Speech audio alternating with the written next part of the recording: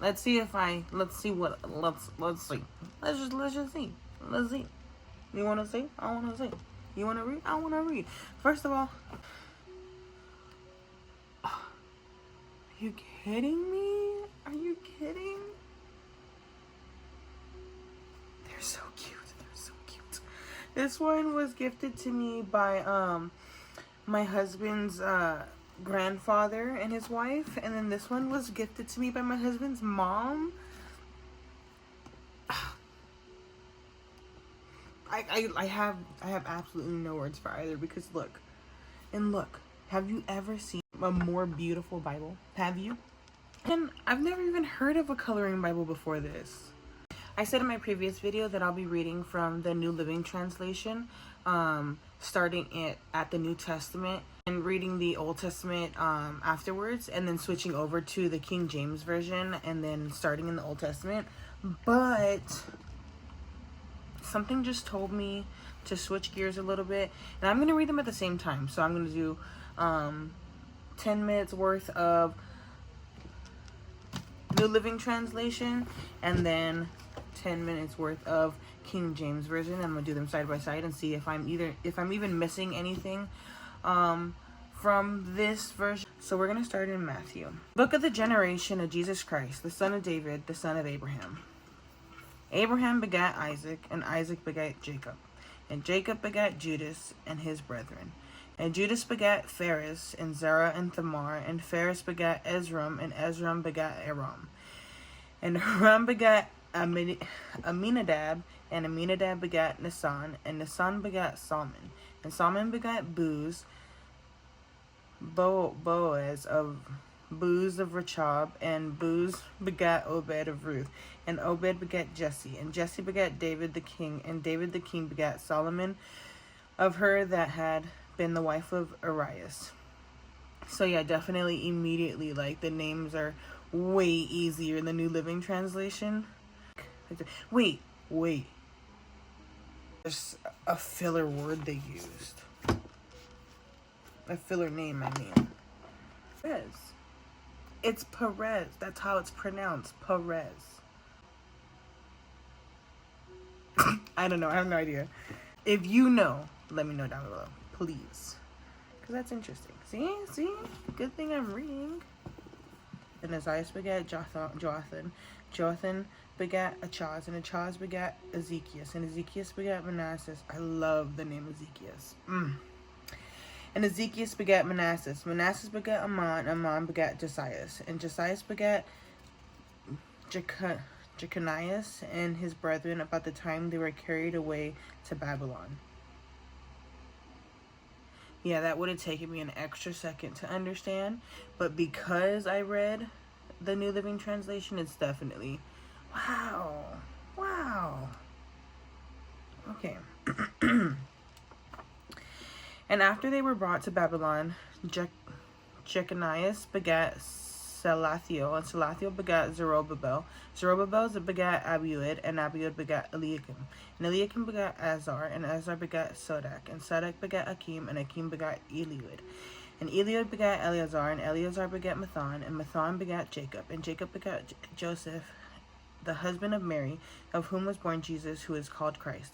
So all the generations from Abraham to David are 14 generations, and from David until the carried away into Babylon are 14 generations, and from the carrying away into Babylon unto Christ are 14 generations.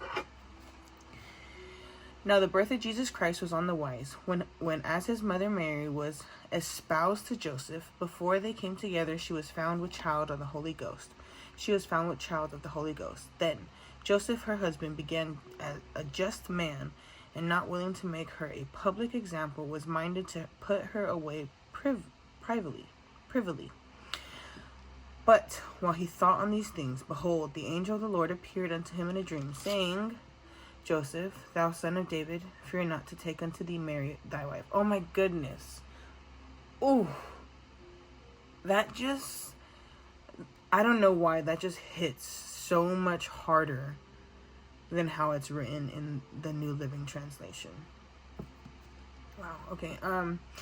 Joseph, thou son of David, fear not to take unto thee Mary thy wife, for that which is conceived in her is of the Holy Ghost. And she shall bring forth a son, and thou shalt call his name Jesus, for he shall save his people from their sins. Now all this was done, that it might be fulfilled, which was spoken of the Lord by the prophet, saying, Behold, a virgin shall be with child, and shall bring forth a son, and they shall call his name Emmanuel, which being interpreted is God with us. Then Joseph, being raised from sleep, did as the angel of the Lord had bidden him, and took unto him his wife, and knew her not till she had brought forth her firstborn son, and he called his name Jesus. It's so much better. It's so much better. This one already, it's so much better. However, I do highly recommend this already. Like I said, I'm page 1, and I understand the story so much better because I've already read these pages just now. Okay. Whew. Now, when Jesus was born in Bethlehem of Judea, in the days of Herod the king, behold, there came wise men from the east to Jerusalem, saying, Where is he that is born King of the Jews? For we have seen his star in the east, and we come to worship him. When Herod the king had heard these things, he was troubled, and all Jerusalem with him. And when he had gathered all the chief priests and scribes of the people together, he demanded of them where Christ should be born. And they said unto him, In Bethlehem of Judea, for thus it is written by the prophet, And thou, Bethlehem, in the land of Judea, art not the least among the princes of Judah, for out of thee shall come a governor that shall rule my people Israel. Then Herod, I also didn't understand that in the New Living Translation. Maybe it will. If you understand that portion, anyways. Then Herod, when he had privily called the wise men, inquired of them diligently what time the star appeared. And he sat them to Bethlehem, and said, Go and search diligently for the young child, and when ye have found him, bring me word again, that I may come and worship him also. When they had heard the king, they departed. And lo, the star which they saw in the east went before them, till it came and stood over where the young child was. When they saw the star, they rejoiced with exceedingly great joy.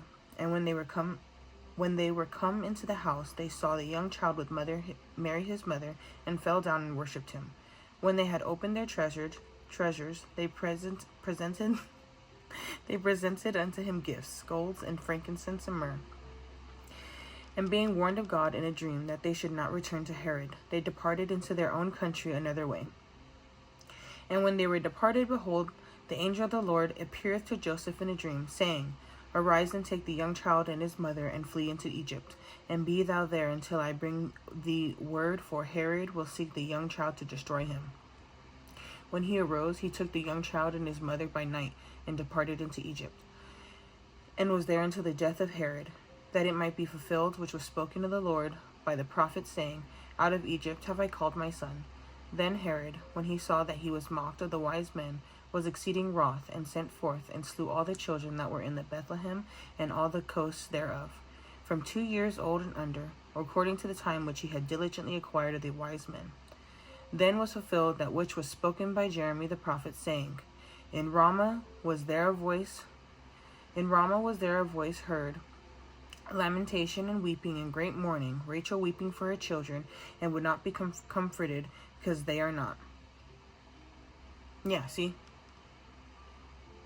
Another great example of what would have taken me an extra second to understand because of the verbiage.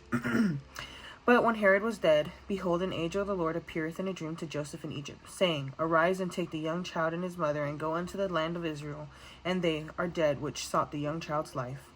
And he arose and took the young child and his mother, and came into the land of Israel. But when he heard that Archelaus did reign of Judea in the room of his father Herod, he was afraid to go thither.